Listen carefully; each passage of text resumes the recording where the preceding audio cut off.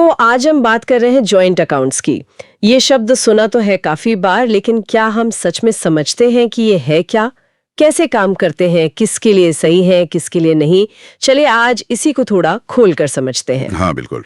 देखिए सबसे बुनियादी स्तर पर अगर देखें तो जॉइंट अकाउंट या जिसे संयुक्त खाता भी कहते हैं, जैसा नाम से ही जाहिर है, मतलब एक ऐसा बैंक खाता होता है जिसके एक से ज्यादा मालिक होते हैं। अच्छा। हाँ, दो या फिर उससे ज्यादा लोग मिलकर इसे चलाते हैं। ठीक है, तो मतलब साझा मालिकाना हक हो गया, ये तो समझ आया। पर ये रोजमर्रा में मतलब लेन देन में ये कैसे काम करता है? क्या सभी मालिक एक जैसे अधिकार रखते हैं या इसमें भी कुछ अलग अलग तरह की व्यवस्था होती है? हाँ, ये समझना बहुत जरूरी है। देखिए, जॉइंट अकाउंट्स को चलाने के तरीके वो अलग अलग हो सकते हैं, जिन्हें हम ऑपरेटिंग इंस्ट्रक्शंस या संचालन निर्देश कहते हैं। ओके। सबसे आम जो होता है वो है आइदर और सर्वाइवर। आइदर और सर्वाइवर? हाँ, इसमें क्या होता है कि कोई भी एक खाता धारक, मतलब दोनों में से कोई भी पैसे निकाल सकता है, जमा कर सकता है। और मान लीजिए किसी एक की मृत्यु हो जाती है तो दूसरा खाता धारक जो है वो खाते को आराम से चलाना जारी रख सकता है। अच्छा, तो ये तो काफी सुविधाजनक लगता है ना? शायद पति पत्नी या परिवार के सदस्यों के लिए ये बेस्ट होगा। बिल्कुल बिल्कुल, परिवारों के लिए ये बहुत कॉमन है। फिर एक और मोड होता है फॉर्मर और सर्वाइवर। फॉर्मर और सर्वाइवर? हाँ, इसमें जो पहला खाता धारक है यानी फॉर्मर सिर्फ वही खाते को ऑपरेट कर सकता है, लेन देन वही करेगा। दूसरा खाता धारक यानी सर्वाइवर, उसको अधिकार तभी मिलता है जब पहले वाले खाता धारक की मृत्यु हो जाए। ओह, ये तो काफी अलग है, इसमें नियंत्रण ज्यादा है पहले वाले के पास। सही। और फिर एक होता है जॉइंटली। इसमें किसी भी लेन देन के लिए, छोटा हो या बड़ा, सभी खाता धारकों के साइन मतलब हस्ताक्षर जरूरी होते हैं। अच्छा, सबके? हाँ, सबके। तो ये शायद बिजनेस पार्टनर्स के लिए ज्यादा सही रहता है, जहां आप चाहते हैं कि हर चीज पर सबकी सहमति हो। ये तो वाकई बड़े महत्वपूर्ण अंतर हैं। इसका मतलब ये हुआ कि खाता खोलने से पहले ही ये तय करना बहुत जरूरी है कि भाई नियंत्रण कैसा रहेगा, पहुंच किसकी कितनी होगी।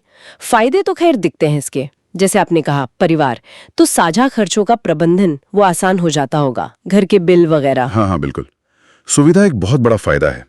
परिवार के लिए बजट बनाना, कौन क्या खर्च कर रहा है, ये ट्रैक करना आसान हो जाता है। बिजनेस में जैसा मैंने कहा, पारदर्शिता बनी रहती है। और वो जो सर्वाइवर वाला क्लॉज हमने डिस्कस किया, उससे उत्तराधिकार के मामले भी थोड़े सरल हो जाते हैं। मतलब खाता बंद नहीं होता, चलता रहता है। हाँ, वो तो है। लेकिन जहाँ ये साझा अधिकार हैं, वहां फिर विवाद या जोखिम का खतरा भी तो आता होगा। मतलब अगर खाताधारकों के बीच मान लीजिए भरोसा कम हो जाए या कोई एक पैसे का गलत इस्तेमाल कर ले तो? आपने बिल्कुल सही, मतलब जरूरी मुद्दा उठाया। ये इसका दूसरा पहलू है जो जोखिम वाला है। सबसे बड़ा जोखिम है नियंत्रण का कम हो जाना, जैसे आइदर और सर्वाइवर मोड में। हाँ। आपका पैसा है तो साझा, लेकिन दूसरा खाता धारक आपकी जानकारी या सहमति के बिना भी पैसे निकाल सकता है। ओह। हाँ, तो इससे झगड़े हो सकते हैं, विवाद पैदा हो सकते हैं, खासकर अगर रिश्तों में कोई तनाव आ जाए तब। और एक चीज और, अगर किसी एक खाता धारक पर कोई कर्ज चढ़ जाए या कोई कानूनी देनदारी बन जाए, तो क्या उसका असर जॉइंट अकाउंट पर भी पड़ सकता है, भले पैसे दूसरे ने ज्यादा डाले हों? हाँ, ये एक और गंभीर जोखिम है, बिल्कुल पड़ सकता है। जो लेनदार हैं, मतलब क्रेडिटर्स, वो उस जॉइंट अकाउंट से भी वसूली करने की कोशिश कर सकते हैं, भले ही पैसा मुख्य रूप से किसी और खाता धारक का जमा किया हुआ हो। ये हो सकता है। बाप रे। और इसके अलावा सोचिए, अगर खाता धारक अलग हो रहे हों, जैसे मान लीजिए तलाक की स्थिति है, तो फिर खाते का बंटवारा वो भी काफी पेचीदा हो सकता है। इसीलिए मैं कहता हूं कि भरोसा और आपसी समझ वो सबसे ज्यादा जरूरी है इसमें। तो मतलब निचोड़ ये निकलता है कि जॉइंट अकाउंट खोलने का फैसला उसे हल्के में नहीं लेना चाहिए। सिर्फ सुविधा नहीं देखनी चाहिए, बल्कि रिश्तों की गहराई कैसी है, आपसी विश्वास कितना है, ये परखना भी उतना ही जरूरी है। एकदम सही कहा आपने।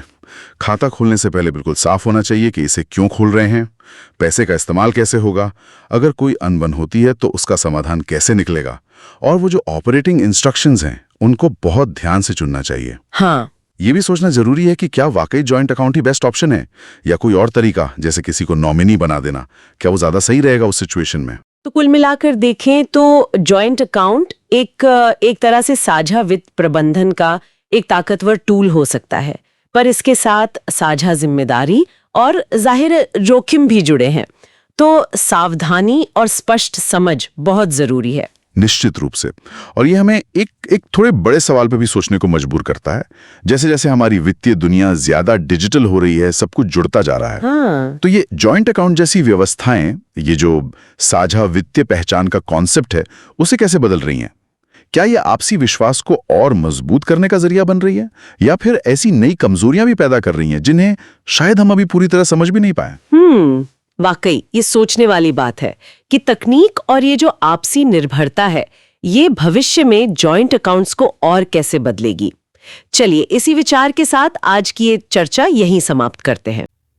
इस वीडियो को अपने दोस्तों और परिवार के साथ शेयर करें, इस चैनल को सब्सक्राइब करें, बेल आइकन दबाएं।